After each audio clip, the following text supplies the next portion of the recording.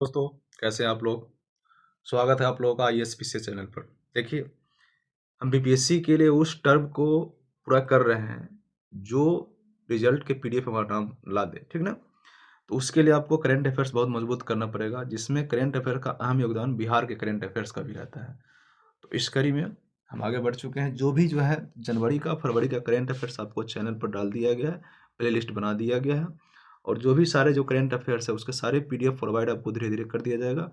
Video section में आपको Telegram का चैनल का लिंक दे रहे हैं, उसमें आप जाकर के टेलीग्राम चैनल ज्वाइन कर लीजिए और सारे जो नोट्स है, पीडीएफ वगैरह जो सभी आपको उपलब्ध करा दिए जाएंगे। तो चलिए हम लोग स्टार्ट करते हैं। बीपीएससी की एक तरफ एक अगला कदम बढ़ाते हैं, ताकि 12वीं पीढ़ी में हमारे पीडीएफ में नाम रहे, ठीक ना? चलिए देखिए, ये आपके सामने इमेज देख रहे हैं, पटना वाटर मेट्रो का है, जो पटना में अब शुरू होने वाला है, ठीक ना?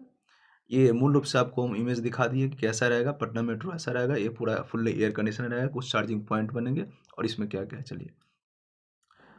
पटना वाटर मेट्रो ये बिहार का एक नया जल परिवहन स्टार्ट किया जा रहा है, ठीक है। प्रोजेक्ट का जो नाम है, बदलता पटना पहल के तहत जो है ये जो चलाया जा रहा है, ठीक है ना। ये मार्क सबसे पहले देख लेते हैं। देखिए, मूल रूप से इसमें जो है 2 फेज में स्टार्ट किया जाएगा। पहला फेज में पटना में स्टार्ट किया जाएगा, दूसरा फेज में पटना से बाहर कहाँ-कहाँ स्टार्ट किया जाएगा, उसके बारे में हम जानकारी ले लेते हैं। देखिए, पहला फेज में यह है प्रथम फेज।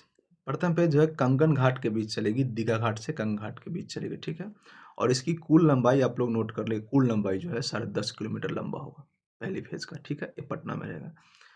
इसके बाद इसको क्या किया जाएगा, जब ये सुचारू रूप से चलने लगेगा, जब विकसित हो जाएगा, तो फिर धीरे धीरे इसको सेकेंड फेज में क्या करेगा, हाजीपुर जो वैशाली जिले में आती है, हाजीपुर जगह, हाजीपुर के मुख्यालय वैशाली जिला है। हाजीपुर से सोनपुर तक जो गंगा का जो मार्ग है और गंडक का जो मार्ग है, उसमें चलाया जाएगा वाटर मेट्रो, फिर से वहाँ से शुरू किया जाएगा, ठीक है। और इसका मुख्य पड़ाव जो रहेगा पटना में मुख्य पड़ाव रहेगा गांधी घाट और गाय घाट रहेगा। और यहाँ पर कई चार्जिंग स्टेशन बनाए जाएंगे, जैसे मैं कुछ चार्जिंग स्टेशन आपको बता देते हैं। कंगन घाट और दीघा घाट पर बने जाए, मुख्य रूप से बनेंगे, आदि कई जगहों पर जो है इसका चार्जिंग स्टेशन बनाया जाएगा, ठीक है। और तकनीकी मदद जो ली जा रही है इसके लिए, वाटर मेट्रो तो पहले चला था कोची में, केरल में, तो उससे भी मदद लिया जा रहा है।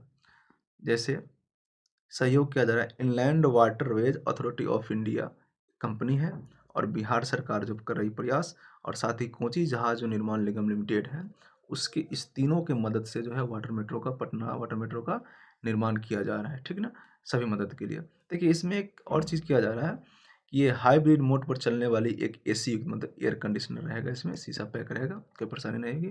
इसमें ऑटोमेटिक जो है बोट लोकेशन सिस्टम लगा रहेगा और सीसीटीवी भी रहेगी, यानी फुल्ली रूप से सुरक्षा के तरीके से एक सुरक्षा के मद्देनजर से इसको बनाया गया है, ताकि इसमें कोई परेशानी ना हो। और सबसे बड़ी बात याद रखें, ये जो वाटर मेट्रो चलाया जा रहा है, ठीक ना, उस वाटर मेट्रो का नाम आप लोग याद रखें। वाटर मेट्रो का नाम है MV गोमधर कुंवर। चलिए, गोमधर कुंवर का नाम अगर थोड़ा जान लें। देखिए, गोमधर कुंवर जो असम में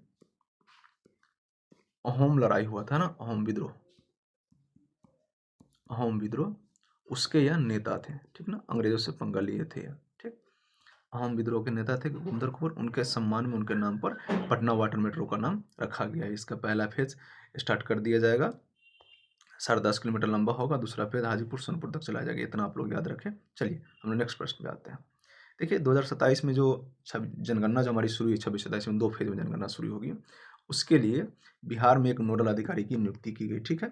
अब उसके उसके अनुसार ही पूरा काम किया जाएगा।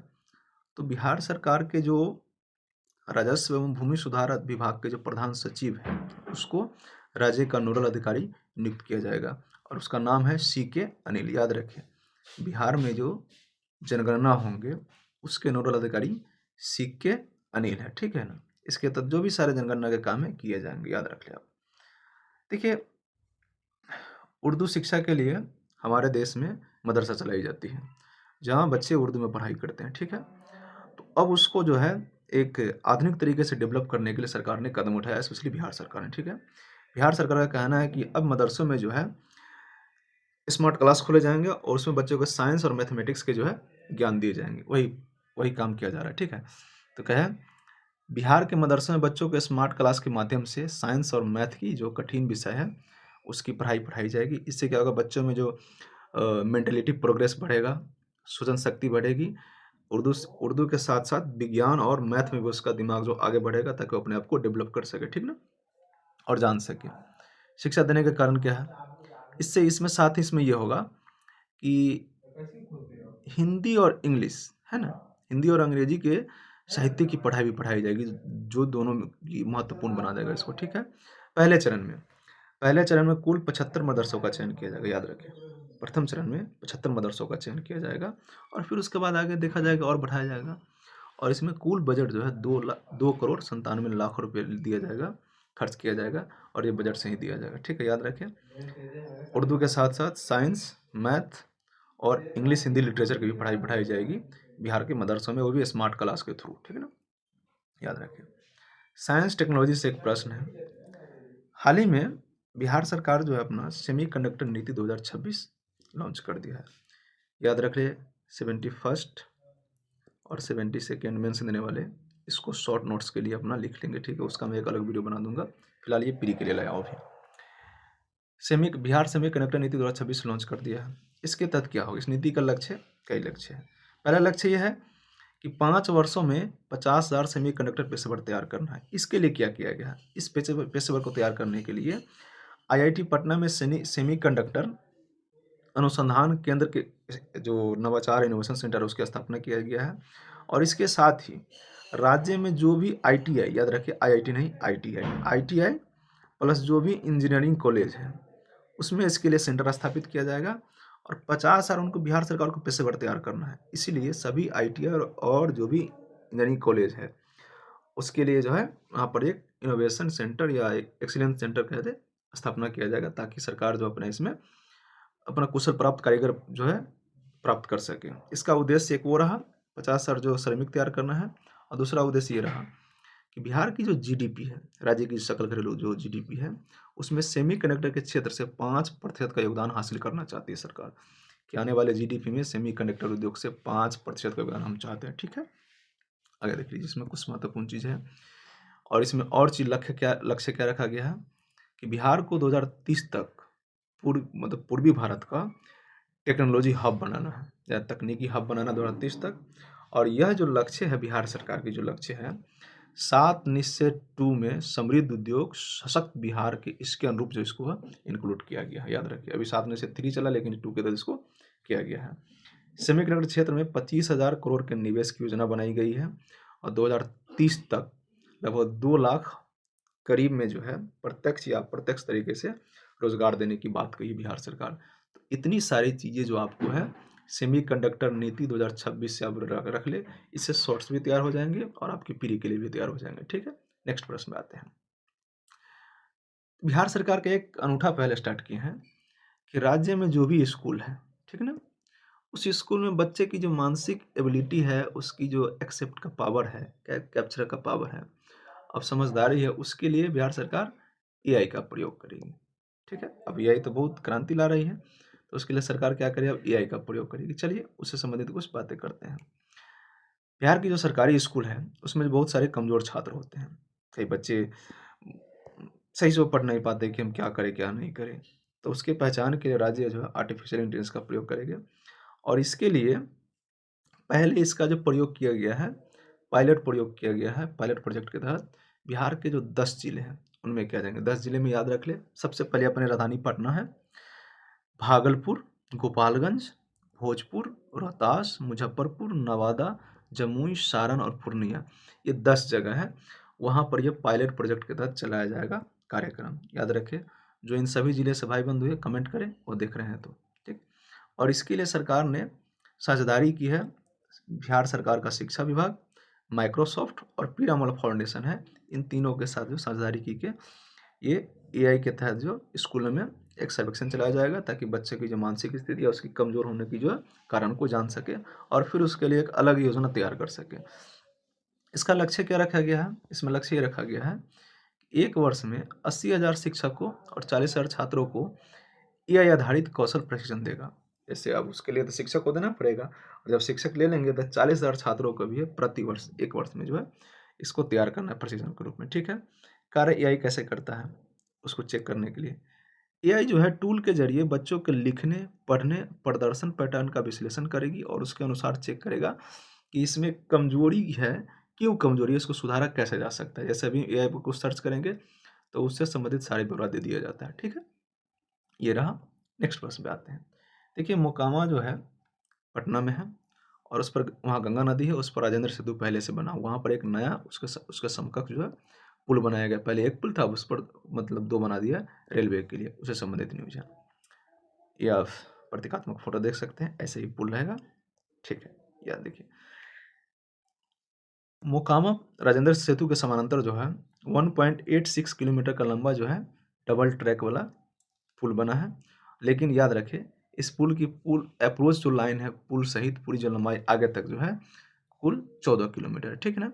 इसकी विशेषता यह है कि एक डबल ट्रैक रेल पुल है, यानी एक तरफ से आ सकती है, एक तरफ से जा सकती है, कोई परेशानी नहीं होगी। ठीक है, इससे लाभ क्या होगा, जो उत्तर दक्षिण बिहार है उसकी कनेक्टिविटी में सुविधा बढ़ेगी, खासकर बेगूसराय, खगड़िया, कटिहार वगैरह जो जिला है उसको आने जाने में जो है कनेक्टिविटी की सुविधा हो जाएगी। ठीक है, और यहाँ जो स्पीड कम है उसको बढ़ाने के लिए क्या किया गया है, उस पर जो है पुल पर जो है स्लीपर, स्टील के स्लीपर लगाए गए हैं ताकि ट्रेन की गति 110 किलोमीटर प्रति घंटा की रफ्तार से दौड़ सके। ठीक है, और यह परिचालन मई 26 तक होने की उम्मीद है, हो जाएगी। याद रखें, 1700 करोड़ इसकी मतलब लागत है।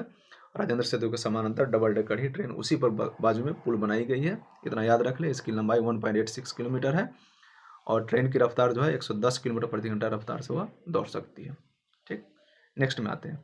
देखिए, फरवरी में एक सर्वेक्षण हुआ, उसमें बिहार सरकार जो पूरे देश में निःशुल्क दवा बांटने में अव्वल ही प्रथम स्थान पर है, ये तो याद रख ले, ये ऑनलाइनर के लिए है। ग्रामीण सड़क विकास के तहत सरकार का जो एक निर्माण योजना शुरू हुई, जिसके तहत सरकार लक्ष्य रखा है कि 2100 किलोमीटर से अधिक ग्रामीण सड़कों का जो है निर्माण किया जाएगा और ये निर्माण कार्य जो 18 महीने में पूरा होना है, एक कनेक्टिविटी की सुविधा बढ़ सके। चलिए, एक महत्वपूर्ण क्वेश्चन है, टॉपिक है नशा मुक्ति मैराथन। देखिए, पटना में जो है 15 मार्च को नशा मुक्ति अभियान मतलब वो अभियान के तहत जो मैराथन शुरू किया जाए, जैसे आप प्रतीकात्मक फोटो आप देख सकते हैं, ये जो है ये बनाया गया है। देखिए, और बीपीएससी के लिए शॉर्ट जो चीज़ें उस पर मैंने लिख दिया है। देखिए, यहाँ अफीम, गांजा, शराब, गुटखा आदि जो भी व्यसन की जो चीज़ है उसके जागरूकता के लिए मैराथन शुरू किया जाएगा। आप इसकी वेबसाइट पर जाकर लॉगिन करके अपना रजिस्ट्रेशन कर सकते हैं और शुरू कर सकते हैं। यह मैराथन जो है गांधी मैदान से शुरू होगा, याद रखिए। यह मैराथन जो है 15 मार्च को पटना के गांधी मैदान से शुरू होगा। ठीक है, इसका नाम रखा गया रन फॉर नशा मुक्ति बिहार, याद रखें, रन फॉर नशा मुक्ति बिहार है। और यह आयोजन जो कर रहे हैं बिहार के मद्य निषेध, उत्पाद एवं निबंध विभाग, सीधी सी बात याद रख ले, उत्पाद विभाग जो है इसका जो है आयोजन कर रहा है। ठीक है, इसमें 4 प्रकार के जो है श्रेणी तय की गई है, 4 प्रकार के मैराथन किए जाएंगे। कौन कौन मैराथन किए जाएंगे 4 प्रकार के? पहला फुल मैराथन है 42.2 किलोमीटर का, दूसरा है 21.1 किलोमीटर का, तीसरा है 10 किलोमीटर का और सबसे कम चौथा है 5 किलोमीटर का। और इस समय जो विजेता होंगे उसको इनाम दिए जाएंगे, फर्स्ट, सेकेंड, थर्ड तीनों को इनाम दिए जाएंगे, उसका नाम लिस्ट में आएगा और फिर उसके अकॉर्डिंग जो है नशा मुक्ति को बढ़ावा दिया जाएगा। तो ये 7 से 8 मार्च का, आपका 7 से 8 मार्च का जो भी करेंट अफेयर्स है उसके मुख्य टॉपिक को हमें डिस्कशन कर दिया। ठीक है, और आपको आज रात को 10 बजे, है ना, याद रखिए 10 बजे इससे संबंधित स्लो और टफ, यानी थोड़ा आसान और थोड़ा टफ जो है आपको एमसीक्यूज जो है मैं ला करके दूंगा, आप उसमें अपन लगाइएगा और इसका पीडीएफ जो है आपको हमारे टेलीग्राम चैनल पर आपको मिल जाएगा, आप उसको ज्वाइन कर लें। इसमें मैं इस वीडियो के डिस्क्रिप्शन में आपको लिंक दूंगा टेलीग्राम का, आप उसको ज्वाइन कर लेंगे और वहाँ आपको सारे पीडीएफ उपलब्ध हो जाएंगे। ठीक है, तो ये रहा हमारा 7 और 8 मार्च का करेंट अफेयर्स का मुख्य टॉपिक।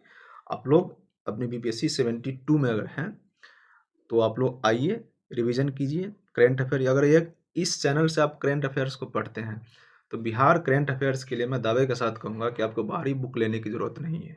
ठीक ना, इन डिटेल्स और शॉर्ट्स में पूरा बताया जाएगा। बिहार करेंट अफेयर्स लेने की ज़रूरत नहीं है, आप इसे रिवीजन करें, अपना नोट डाउन कर ले, कॉपी पर लिखे। हाँ, मैं ये ना कहूँगा सिर्फ देखिए, आप कॉपी पर लिखें भी, मेन टॉपिक लिख लें और इससे अनुसार क्या हो जाएगा कि आपको जो है जो बीपीएससी में जो भी करेंट अफेयर्स पूछे जाएंगे, 72 हो या एईडीओ हो या बिहार एसएससी या दरोगा हो, सभी में आप करेंट पकड़ सकते हैं और अपनी तैयारी को बेहतर बना करके रिजल्ट के पीडीएफ में पर नाम ला सकते हैं। तो आप लोग देखते रहिए, आइए सब्सक्राइब कीजिए, दोस्तों को शेयर कीजिए और अपनी तैयारी को बेहतर करते रहिए। और देखने के लिए आप लोगों का धन्यवाद। जय हिंद।